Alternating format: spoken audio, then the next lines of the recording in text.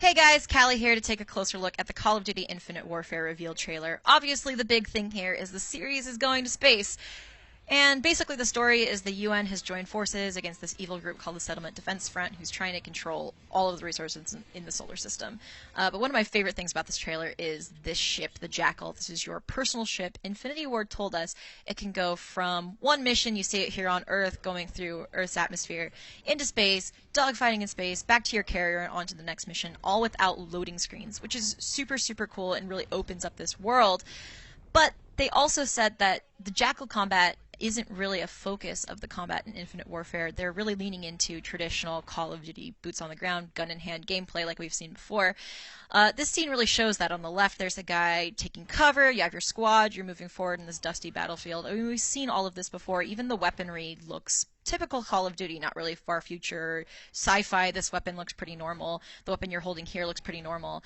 But I do want to highlight, pausing right here, there's, a couple different types of soldier loadouts. On the left, you got these jump packs. In the middle, you got a mech of some sort. And on the right, you got typical infantry. And the important thing about that is Infinity Ward has said they're introducing inventive player abilities to Infinite Warfare, and we're not seeing any of that yet in this trailer. The only thing that I really noticed is this gun right here, some sort of energy burst. That's new. That's interesting. Aside from a new weapon, though, or, an enhancement like a mech suit or a jump pack, the player abilities they're referencing could have something to do with Zero-G, because they told us in an interview that they consulted military advisors on what a soldier would need in a Zero-G environment. So you don't see combat in this scene, but it is a sneak peek of what Zero-G looks like in Infinite Warfare, and that's a little hint at what could be happening with player abilities and combat.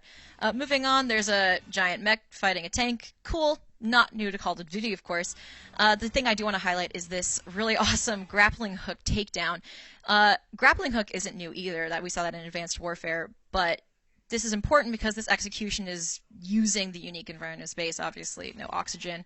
And that is another thing that they could be referring to with inventive player abilities, but it's not really clear.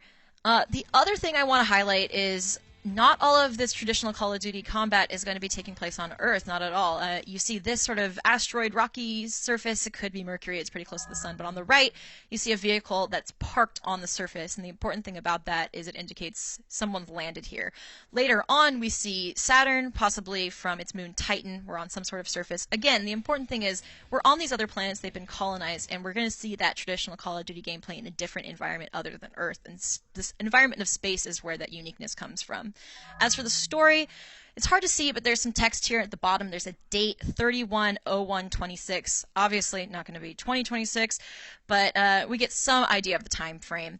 There's also some characters you see in greater detail. This person with a Lebanese flag patch, and a little bit later, we see him backing up just a little bit.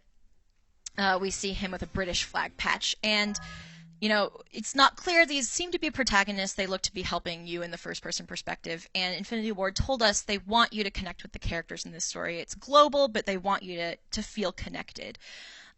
Again, it really seems to be about traditional Call of Duty good versus evil gameplay, countries banding together against a common evil. Last thing, this is just a little Easter egg. These names on the wall are all people who worked, or at least some of them are people who worked on previous Call of Duty games. That's all we know about Call of Duty Infinite Warfare's campaign from the trailer. If we missed anything, let us know in the comments. And for all things Call of Duty, you're already in the right place. IGN.